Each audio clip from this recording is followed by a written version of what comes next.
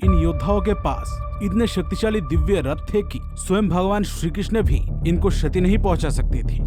दोस्तों, महाभारत के योद्धाओं के पास एक से बढ़कर एक दिव्यास्त्र थे, जैसे ब्रह्मास्त्र, ब्रह्मशिरास्त्र, पाशुपतास्त्र, नारायणास्त्र आदि। इन अस्त्रों के बारे में हमें बहुत कुछ पता है, लेकिन महाभारत काल में सिर्फ दिव्यास्त्र नहीं, बहुत से दिव्य रथ भी थे। इन रथों पर अलग अलग देवताओं का वास था।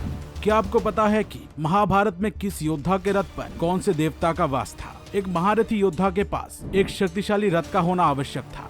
इसलिए आज हम आपको बताने वाले हैं कि कौन सा रथ था सबसे शक्तिशाली और वो किस योद्धा के पास था। किस रथ पर किस देवता का वास था वो भी इस वीडियो में जानेंगे। लेकिन वीडियो में आगे बढ़ने से पहले हमारे चैनल को सब्सक्राइब अवश्य करें और बेल आइकन जरूर दबाएं और साथ ही कमेंट में जय श्री कृष्ण लिखना बिल्कुल मत भूलिएगा। भगवान श्री कृष्ण की कृपा आपके परिवार पर हमेशा बनी रहेगी।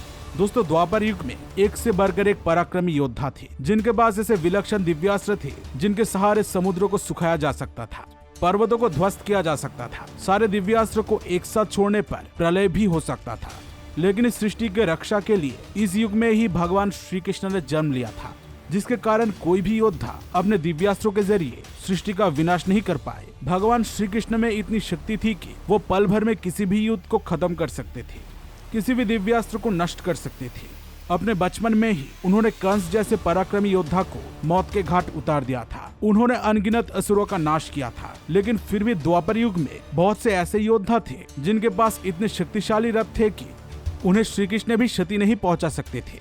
आखिर वो योद्धा कौन थे जिनके रथ की शक्ति के कारण श्री कृष्ण भी उन्हें क्षति नहीं पहुंचा सकते थे? सबसे पहले पितामह भीष्म के रथ के बारे में जानेंगे। भीष्म का रथ बहुत ही शक्तिशाली था। इसमें इतना बल था कि इसे किसी भी अस्त्र से नष्ट नहीं किया जा सकता था। उनके रथ में इतनी शक्ति थी कि कुरुक्षेत्र युद्ध के दौरान अगर वो रथ से नीचे ना उतरते तो उनकी मृत्यु असंभव थी। भीष्म के रथ में 6 प्रकार के घोड़े जुटे हुए थे। इन अश्वों में इतनी शक्ति थी कि जब ये अश्व चलते थे तब धरती तक कांपने लगती थी। इन घोड़ों के साथ टकराने पर शक्तिशाली हाथी भी भूमि पर गिर पड़ते थे। पितामह भीष्म का असली नाम देवव्रत था। उनके पिता के लिए उन्होंने एक भयंकर प्रतिज्ञा ली थी, जिसके कारण उनका नाम भीष्म पड़ गया। भीष्म के पितृभक्ति से संतुष्ट होकर शांतनु ने भीष्म जी को वरदान के रूप में ये रथ दिया था। कुरुक्षेत्र युद्ध के दौरान भीष्म पांडवों का भारी विध्वंस कर रहे थे। उन्होंने अकेले ही पांडवों के आधी सेना का नाश कर दिया था। तब भीष्म को रोकने के लिए पांडवों ने हाथियों से निर्मित एक व्यूह का निर्माण किया था, लेकिन भीष्म जी ने बिना किसी अस्त्र का प्रयोग करके उस व्यूह का नाश कर दिया था। तब पांडवों ने भगवान श्री कृष्ण से पूछा था कि गोविंद, बिना किसी अस्त्र के प्रयोग किए पितामह ने किस तरह इस व्यूह को नष्ट कर दिया? तब श्री कृष्ण ने पांडवों से कहा था कि भीष्म जी में जितनी शक्ति है उतनी ही शक्ति उनके रथ के घोड़ों में भी है। उनके रथ के एक एक अश्व में 22 हाथियों का बल है। ये सुनकर अर्जुन बहुत आश्चर्यचकित हो जाते हैं। वो श्री कृष्ण से कहते हैं, केशव, ऐसे तो हम पितामह भीष्म को किसी भी तरह रोक नहीं सकते हैं। किसी भी व्यू से उनको रोक पाना असंभव है। तब भगवान श्री कृष्ण अर्जुन से कहते हैं, पार्थ, तुम भीष्म की चिंता मत करो, सही वक्त आने पर उनका भी वध किया जाएगा। अब बात करते हैं उस योद्धा के बारे में जिसका रथ पितामह भीष्म से भी शक्तिशाली था। लेकिन हैरानी की बात तो यह है कि उसका रथ ही उसके मृत्यु का कारण बना था। उस योद्धा में इतना पराक्रम था कि अगर वो चाहता तो वो पूरी सृष्टि को अपने अधीन कर सकता था। जिस महाधनुर्धर अर्जुन ने महादेव के साथ युद्ध करके उन्हें संतुष्ट किया था, उनसे पाशुपतास्त्र प्राप्त किया था, उस अर्जुन को भी इस योद्धा ने भयभीत कर दिया था। उसने अपने दिव्यास्त्र से महाभारत के युद्ध के मायावी शक्तियों का नाश कर दिया था। जन्म से क्षत्रिय होने के बावजूद उसे हमेशा सूत पुत्र कहकर अपमान किया गया। हम बात कर रहे हैं सूर्यदेव के महापराक्रमी पुत्र दानवीर कर्ण के बारे में। कर्ण के बारे में तो सब लोग जानते हैं। स्वयं भगवान श्री कृष्ण ने कर्ण की धनुर्विद्या की प्रशंसा की थी। कर्ण के पास दिव्य कवच और कुंडल थे, जिसे किसी भी अस्त्र से भेदा नहीं जा सकता था। कवच कुंडल होते हुए कर्ण को परास्त करना असंभव था।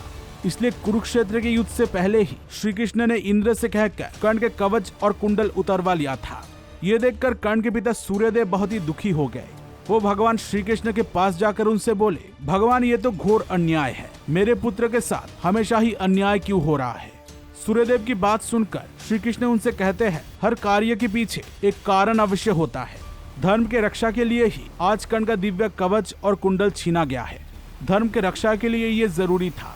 सूर्यदेव, मैंने धर्म के प्रति अपना कर्तव्य निभाया है। आज आप अपने पिता होने का कर्तव्य निभाइए। युद्ध से पहले एक पिता की तरह आप कर्ण को भेंट दीजिए। तब सूर्यदेव ने कर्ण को अपना दिव्य रथ वरदान स्वरूप दिया था। युद्ध के दूसरे पहर तक इस रथ में अत्यंत शक्ति होती थी। लेकिन दूसरे पहर के बाद इसकी शक्ति कम होने लगती थी। इसलिए दूसरे पहर के बाद ही श्राप के कारण कर्ण के रथ का पहिया भूमि में धंस गया था। कर्ण इस रथ को भूमि से नहीं निकाल पाए थे, जिसके कारण दूसरे पहर में कर्ण की मृत्यु हुई थी। अब महाभारत के तीसरे शक्तिशाली रथ के बारे में बात करते हैं। एक ऐसा योद्धा जिसके सामने महाबली भीम तक को झुकना पड़ा था, जिसने युद्ध में इंद्र की मदद की थी, जिसके बाणों में देवताओं के दिव्यास्त्रों से भी ज्यादा शक्ति थी। हम बात कर रहे हैं महारथी भगदत्त की। भगदत्त नरकासुर का पुत्र था। वो प्राग ज्योतिषपुर का राजा था। भगदत्त के पास इंद्र के ऐरावत से भी ज्यादा शक्तिशाली एक हाथी था। इस हाथी का नाम था सुप्रतीक। कुरुक्षेत्र के मैदान में जब भगदत्त अपने हाथी सुप्रतीक के साथ आता था, तब उसे देखकर बड़े से बड़े महायोद्धा भी भय से थर्रा उठते थे। भगदत्त अपने हाथी के सहारे पांडवों का भारी विध्वंस कर रहे थे, जिसके कारण अर्जुन को भगदत्त का वध करना पड़ा था। अब महाभारत के सबसे शक्तिशाली रथ के बारे में जान लेते हैं। अर्जुन के रथ ही द्वापर युग में सबसे शक्तिशाली था। वरुण देव ने अर्जुन को यह दिव्य रथ वरदान स्वरूप दिया था। बाद में बजरंगबली इस रथ के ध्वजा पर विराजमान हुए।